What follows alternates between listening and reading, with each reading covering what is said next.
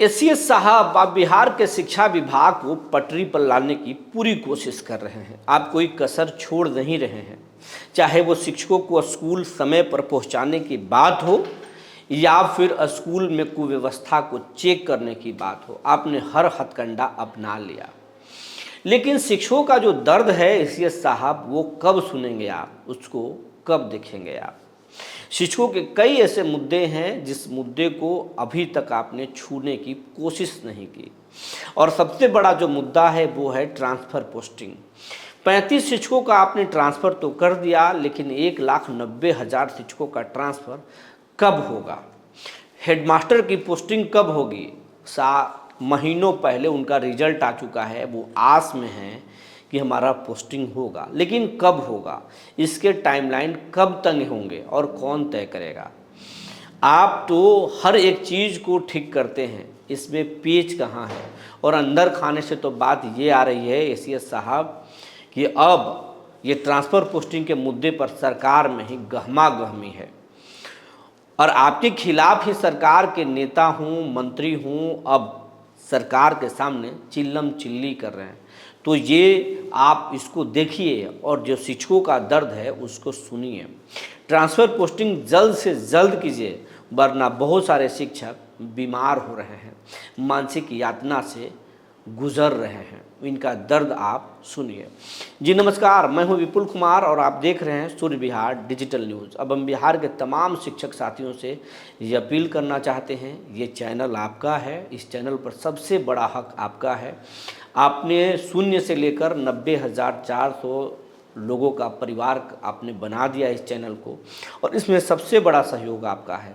इसलिए हम आपसे ये अपील करना चाहेंगे कि आपको अगर किसी भी प्रकार की कोई परेशानी है, व्यक्तिगत अगर परेशानी है, जो शिक्षा विभाग में कोई अधिकारी आपको परेशान करता है, कोई अभिभावक आपको किसी तरह से परेशान कर रहे हैं, या कोई कारणों से अगर शैक्षणिक कार्यों से कोई परेशानी है, तो आप अपना नाम नहीं लिखें, लेकिन स्कूल का नाम ज़रूर लिखें, उस मुद्दे को ज़रूर लिखें। हम आपकी समस्याओं को उठाने की पुरजोर कोशिश करेंगे, सरकार तक रखने की कोशिश करेंगे।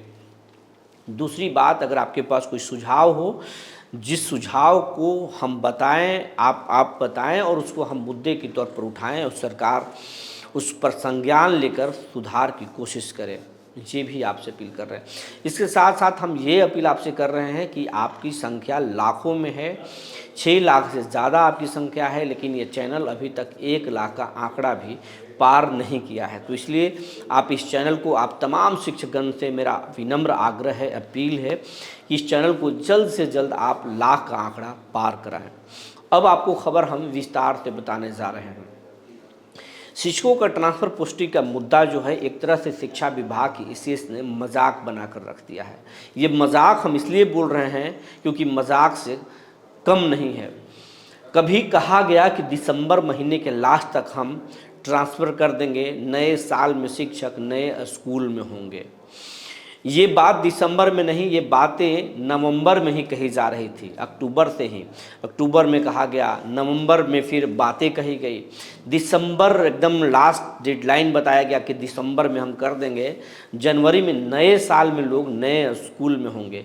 नया साल गुजर गया, जनवरी गुजर गया, फरवरी गुजर गया, अब मार्च में हम प्रवेश कर चुके हैं। आज 1 मार्च है, लेकिन आखिर कौन सी ऐसी मजबूरी है जिस मजबूरी की वजह से मात्र 35 शिक्षकों का ट्रांसफ़र हो पाया, और 1,90,000 शिक्षक आज भी रोज़ाना पत्र के इंतज़ार में हैं, जिस पत्र के माध्यम से शिक्षकों का ट्रांसफ़र हो। लेकिन अब कब होगा, और इसमें कौन सा पेच फंसा हुआ है जिसके वजह से आप ट्रांसफ़र नहीं कर पा रहे हैं। आप तो 1 नहीं, 2 नहीं, 3 सॉफ्टवेयर का ट्रायल कर चुके हैं और सॉफ्टवेयर भी सफल हो चुका है, फिर क्यों नहीं ट्रांसफ़र हो पा रहा है।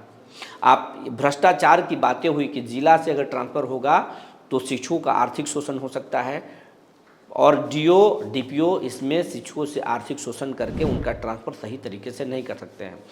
हम मुख्यालय स्तर से कंप्यूटर या सॉफ्टवेयर के जरिए से रेंडमाइजेशन करके ट्रांसफ़र पोस्टिंग करेंगे। कर लीजिए ना, कौन रोका है। शिक्षकों ने कभी आपको रोका है क्या कि आप ट्रांसफ़र मत कीजिए। ट्रांसफ़र तो कर दीजिए, उनकी जो समस्याएं हैं उसको तो हल कर दीजिए। बीपीएससी शिक्षकों के उस दर्द को सोचिए ना, उन नियोजित शिक्षकों, उन विशिष्ट शिक्षकों के भी दर्द सोचिए ना, जो घर से 300 किलोमीटर दूर, 400 किलोमीटर दूर रह रहे हैं। उन शिक्षकों का दर्द पूछिए ना, जो शिक्षक अपने बूढ़े माँ बाप को छोड़कर अपने घर से 400 किलोमीटर दूर रह रहे हैं। माँ बाप फ़ोन करते हैं, बेटा तबीयत ख़राब है, कब आओगे, या किसी से कम दवा तो भेज दो।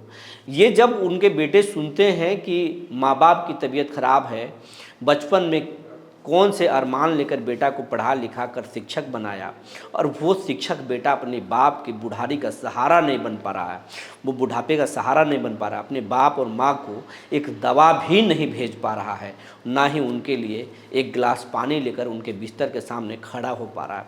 समझिए वो शिक्षक बेटा कितना दर्द में है। इस दर्द को समझने की कोशिश कीजिए ना। उन शिक्षिकाओं को दर्द को सुनिए जो शिक्षिका अपने पति को छोड़कर दूर नौकरी कर रही है। पति बेबस है, उसकी भी परेशानियां हैं, वो भी बीमार पड़ता है, उसके भी निजी लाइफ हैं, दोनों एक दूसरे के साथ नहीं रह पा रहे हैं। पत्नी बीमार पड़ रही तो पति दूर दौड़ कर भागता है, अपने व्यवसाय को छोड़कर भागता है या नौकरी छोड़कर भागता है। पत्नी पति के बीमार पड़ने पर वहाँ से ही कभी छुट्टी नहीं है कि वो जा सकती है, सिर्फ बातें करती है। वो तो 5G का दौर है कि वीडियो कॉल पर ही भरोसा दिला देती है, चाहे वो अपने पति को या अपनी माँ को या फिर अपने परिवार के लोगों को। वरना आपका तो सिस्टम बेरहम है। सुबह 9 बजे आप स्कूल पहुंचा दे, ई शिक्षा कोष के माध्यम से समय पर शिक्षकों को स्कूल पहुंचा देते हैं, स्कूल समय से छुड़वाते हैं। आपका टाइम फिक्स है, लेकिन शिक्षकों का टाइम तो फिक्स ही नहीं है। छुट्टियां इतनी कम है कि वो अपने परिवार के साथ समय भी नहीं बिता सकती।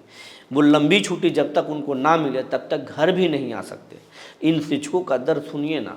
इसी दर्द की वजह से तो 1,90,000 शिक्षकों ने ट्रांसफ़र के लिए आवेदन दिया, लेकिन आप महीनों पर महीनों टाल रहे हैं, लेकिन ट्रांसफ़र नहीं कर रहे हैं। इन शिक्षकों का दर्द सुनिए। इन शिक्षकों को जल्द से जल्द ट्रांसफ़र कर दीजिए। परेशानी में है BPSC शिक्षक, परेशानी में है विशिष्ट शिक्षक जिन्होंने ट्रांसफ़र के लिए आवेदन किया। वैसे तो दर्द में गेस्ट टीचर भी हैं और नियोजित शिक्षकों का भी दर्द अलग है। इन सबका दर्द सुनिए। जब तक शिक्षकों की बात नहीं सुनिएगा तब तक शिक्षा की बात कैसे हो सकता है। शिक्षकों को आप दबाव देकर शारीरिक तौर पर, फिजिकल तौर पर क्लासरूम में उपलब्ध करा सकते हैं, लेकिन दिमागी तौर पर कहाँ से उपलब्ध कराएंगे। जब तक तनाव फ्री नहीं होंगे गुरुजी, तब तक बच्चों को एक अच्छा कैसे क्लासरूम में कैसे पढ़ा सकते हैं, क्वालिटी एजुकेशन कैसे दे सकते हैं। मुश्किल काम है। अगर ICS साहब आप भी घर के परेशानियों से उलझे होते हैं तो अपने दफ्तर में अच्छे से काम नहीं कर पाते होंगे, और आप तो कर भी लें क्योंकि आप बड़े अधिकारी हैं, आपकी कई समस्याएं खुद ब खुद ख़त्म हो जाती होंगी। हालांकि आपका भी लाइफ बहुत आसान है नहीं, किसी का भी लाइफ इतना आसान है नहीं, लेकिन दर्द को समझने की पूरी कोशिश कीजिए। ट्रांसफ़र ज़रूरी है, ट्रांसफ़र कर दीजिए। ट्रांसफ़र में कई चीज़ें बताया जा रहा है। अंदर खाने से जब पता कर रहे हैं तो कहा जा रहा है कि कुछ पेच हैं जिसके वजह से नहीं किया जा रहा है। ट्रांसफ़र करने के बाद थोड़ा परेशानी आ सकता है, शिक्षक नाराज़ हो सकते हैं, क्योंकि तमाम तरह के जो शिक्षक हैं बड़े सेंटरों पर बड़े आवेदन पड़े हैं और उनको उनके हिसाब के स्कूल अलॉट नहीं हो सकते, तो नाराज़गी भी हो सकती है।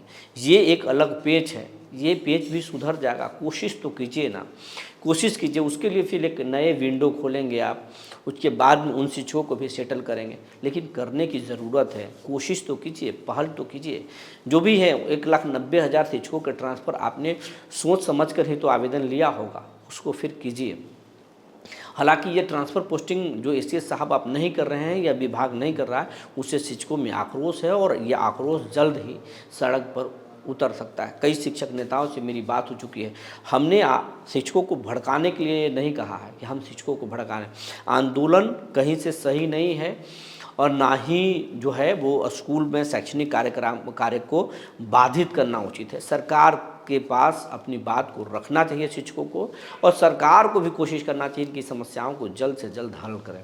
लेकिन अंदर खाने से जो बात है कि अब शिक्षक तो कम, सरकार के MLC, सरकार के विधायक और सरकार के मंत्री ही ज़्यादा परेशान हैं, और वो लगातार जो है नीतीश कुमार तक ये बातें पहुंचाने की पूरी कोशिश कर रहे हैं। डॉक्टर एस सिद्धार्थ के अगर अलावे दूसरा कोई भी ACS होता तो अब तक इस पद पे नहीं टिकता, क्योंकि ये सिद्धार्थ नीतीश कुमार के प्रधान सचिव भी हैं, नीतीश कुमार के साथ रहते हैं, इसलिए नेताओं को अपनी बात रखने में, हंगामा करने में थोड़ा नहीं बन रहा है। वरना इनके जगह पर अगर कोई दूसरा होता तो हंगामा तय था। लेकिन फिर भी जेडीयू के कई एमएलसी से मेरी बात हुई है, विधायकों से बात हुई है, सरकार में इसी बजट सत्र में जो है वो हंगामा होना तय है। सरकार वहाँ पर एसीएस को या शिक्षा मंत्री को जवाब देना ही पड़ेगा, ट्रांसफ़र होगा ही होगा, ये लोग कह रहे हैं। नीरज कुमार तो साफ कर रहे हैं कि हम सरकार में हैं नहीं है कोई फ़र्क नहीं पड़ता है, लेकिन शिक्षकों का दर्द हम नहीं देख सकते।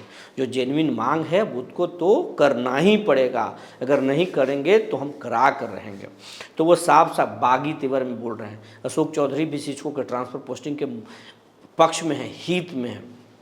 विजय कुमार चौधरी भी नाराज़ हैं, वो चाहते हैं कि ट्रांसफ़र पोस्टिंग हो। तो कई ऐसे नेता हैं जो चाहते हैं। नवल किशोर यादव जो बीजेपी के एमएलसी हैं वो तो फायर हैं, वो भी बोल रहे हैं कि किसी भी सूरत में होगा, नहीं होगा तो हम अधिकारियों को ठीक कर देंगे। तो बहुत तरह की बातें हैं। तो सरकार में हंगामा है ट्रांसफ़र पोस्टिंग के मुद्दे पर। दूसरी बात, जो विशिष्ट शिक्षकों के जो फिक्सेशन का मामला है, फिक्सेशन के मामले को लेटर से रोक दिया गया, ये कहाँ से उचित है? आप शिक्षकों को कुछ दे नहीं रहे हैं तो जो उनको मिला हुआ है अधिकार, उसको रोकने का अधिकार कहाँ से सही है? आप 5 मिनट 10 मिनट विलम्ब होने पर उन्हें शोकज कर देते हैं, उनको आप तंग कर देते हैं, आपके अधिकारी उन्हें डराते हैं, तो फिर फिक्सेशन जो उनको मिलना चाहिए वो क्यों नहीं मिलेगा? ये तो मिलना ही चाहिए, लेकिन आप रोक दिए। जबकि आपके अधिकारी हैं जिलों में जो हैं डीओ और डीपीओ, वो बोल रहे हैं कि सरकार अगर आदेश दे तो 2 दिनों में सारे विशिष्ट शिक्षकों का फिक्सेशन कर देंगे। फिर जब आपके अधिकारी करने के लिए तैयार हैं तो आप क्यों नहीं करेंगे? सबसे बड़ी बात है। दूसरी बात को, हेडमास्टर जो परीक्षा उत्तीर्ण हो चुके हैं, वो बहुत सारे ऐसे शिक्षक थे जो चाहते थे कि विशिष्ट शिक्षक में योगदान ना करें, डायरेक्ट वो हेडमास्टर में योगदान करें, लेकिन वो भी रिजल्ट पेंडिंग में है, उसके लिए भी आप कुछ नहीं कर रहे हैं। तो ये तमाम सारी समस्याएं हैं जिसको आपको सुनना चाहिए। TRE 3 के जो बहुत सारे जो रिजल्ट फंसे हुए हैं उसमें भी सरकार घिरी हुई है। तो ये तमाम चीज़ें हैं जो बता रही है कि शिक्षा विभाग की नीति दुरंगा नीति है, शिक्षकों के लिए कुछ अलग है, विभाग के लिए कुछ अलग है, ये कहीं से सही नहीं है। आने वाले दिनों में अगर इसे ठीक नहीं किया गया तो फिर मुश्किल हो सकता है, सरकार के रास्ते आसान नहीं होंगे, सरकार की बदनामी होगी, सरकार की किरकिरी होगी। कहा जाता है कि अगर वक्त के साथ चलिए, वक्त के साथ बदल जाइए, वरना वक्त आपको बदल देता है। तो ज़रूरत है वक्त को समझिए, ऐसे साहब शिक्षकों के दर्द को समझिए और इसको ठीक कीजिए, वरना वक्त सबका हिसाब करता है।